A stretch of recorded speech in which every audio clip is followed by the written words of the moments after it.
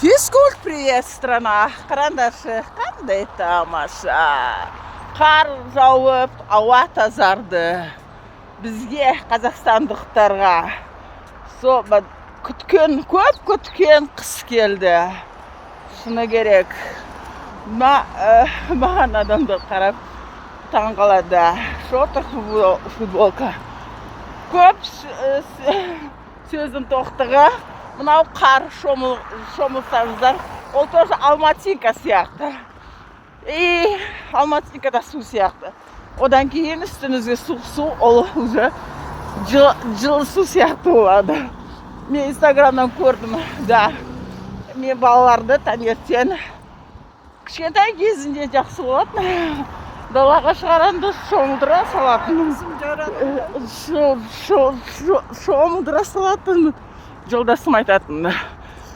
Біз өзіміз балаларды өсіру үшін біздің денсаулық мықты болу керек. Себебі балаларды көтеру керек. Ол жылдары басқа заман болды.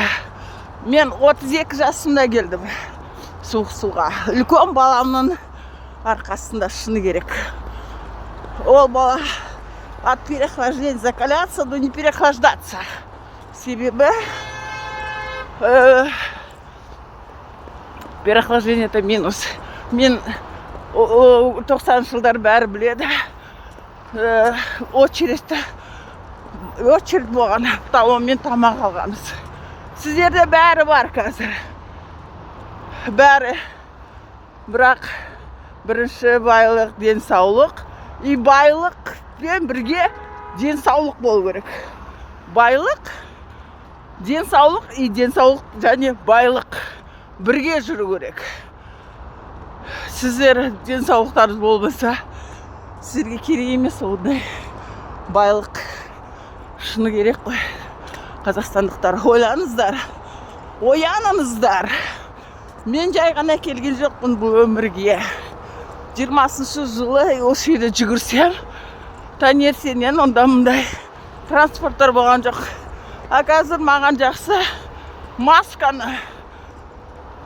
арқылы. И очки ол біздің спортсмендерде сондай.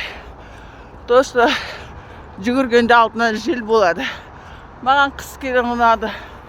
Себебі мен қыста жүгіргенді жақсы көрем. Сау, саламат болыңыздар. Мен немерем күтіп тұр үйде.